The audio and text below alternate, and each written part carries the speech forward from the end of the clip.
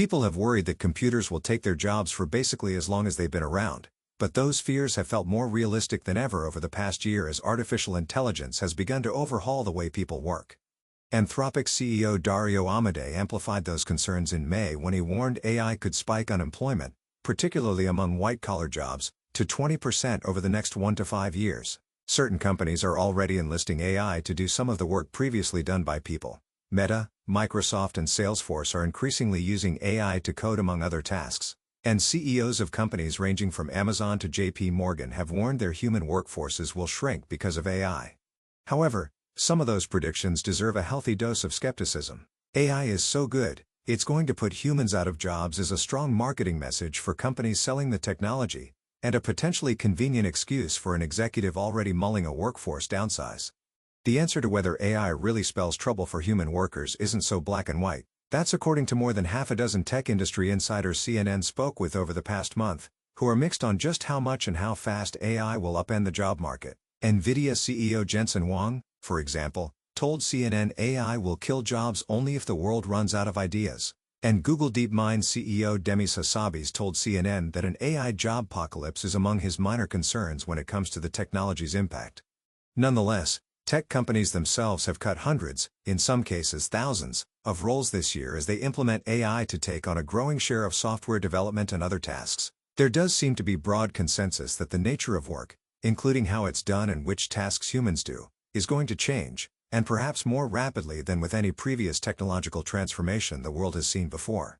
More than half of Americans say they're worried about AI's impact on the workplace, and a third believe AI will lead to fewer job opportunities for them over time, according to a Pew Research Center survey published in February. But the troubling AI failures that seem to make headlines every few weeks, from Elon Musk's Grok chatbot spouting anti-Semitic tropes after what the company called a faulty update to newspapers running AI-generated summer reading lists containing made-up books, can make it hard to believe a wide-scale reliance on a robot workforce is just around the corner. I think that there will be some displacement. I think there'll be new job categories that emerge, said Gaurav Bansal, executive director of the non-profit startup consultancy Responsible Innovation Labs. I think we're looking at a complex reshaping, rather than a straightforward elimination. And we're just at the start. I think we're entering a decade-ish, maybe more, period of uncertainty, Bansal said. Small circles in Silicon Valley have for years been discussing how AI will upend the labor market, along with proposals for mitigating that impact, such as universal basic income, an approach that OpenAI CEO Sam Altman has backed. But the conversation has burst onto the public scene in recent months as tech giants introduce agentic AI tools. Unlike chatbots, where in each interaction users put in one question and get back one relatively simple response, agentic AI systems can handle more complex, multi-step tasks without step-by-step prodding. Think, coding a website based on a user's idea of what it should look like or do, or researching a topic and compiling it into a presentation.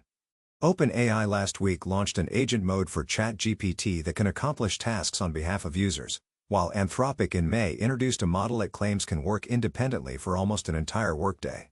Now, you can give the AI system a goal, and it'll automatically break that down into a sequence of steps that it needs to perform the goal, Swami Sivasubramanian, vice president of agentic AI at Amazon Web Services told CNN. You suddenly have a reasoning, thinking system that can use various tools. So now the possibilities are really up, in terms of how they can be used in the workplace. Amazon, for example, used an AI developer agent to upgrade 30,000 software applications across the company last year. The project would have taken an estimated 4,500 software developers a year to complete, but the AI completed the task in just 6 months, according to the company. The switch saved Amazon around $250 million in capital expenditures, Sivasubramanian said.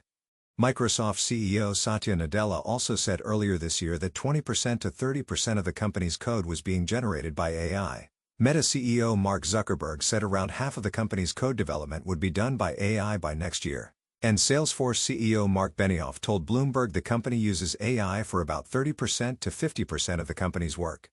Unlike earlier technology transformations, like the automation that's taken place in industrial settings, AI is relatively easy to adopt to improve or take over human tasks. AI workers are just software, and so you don't need to buy expensive physical machinery, said Stephen Adler, a former OpenAI researcher. The AI workers can also be upgraded easily when there's a stronger version. Particularly for companies used to getting software from the cloud, There's less friction to deploying a virtual coworker product than ever before. While certain categories of work, including coding and data analytics, are ripe for more significant disruption, many experts argue other roles will undergo changes rather than being eliminated altogether. Most workers, they say, will use AI to automate repetitive tasks, leaving them more time to work on creative or relational aspects of their job.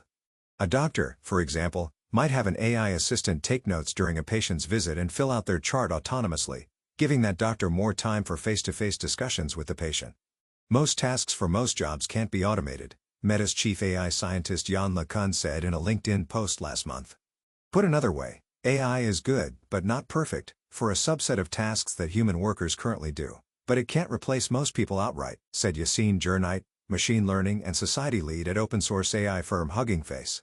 Companies and governments are investing in training workers for the AI era, including an AI training academy for teachers that a group of tech giants is partnering with teachers' unions to build in New York City. The White House last month launched a pledge for companies committed to investing in AI training and education for America's youth, which has been signed by 68 firms. Dennis Woodside, CEO of the IT and customer service management software company Freshworks, said his firm is shifting workers that once reactively responded to customer support requests, a job more easily done by AI, to more hands-on work with clients. Some in the industry believe that AI will make some jobs obsolete, but it will also create new categories of work we can't currently imagine. We saw that in the internet era, where trillions of dollars of economic value were created each year, and some of the biggest, most valuable, most successful companies that were started back then are prominent today in the economy, said Dan Priest, chief AI officer at professional services firm PwC. Net-net, there should be a positive benefit to jobs growth. It's just going to be different jobs. Still, Jernite said he worries leaders in corporate America might feel pressured to start making changes simply because they've heard that AI could replace jobs. And people follow that direction. They fire people. And it doesn't have anything to do with what the technology can or cannot do, but how it's perceived, Jernite said. Then they rehire those people when they figure out that's not how you leverage this really wonderful technology in a way that's responsible and sustainable. The transition could be uncomfortable.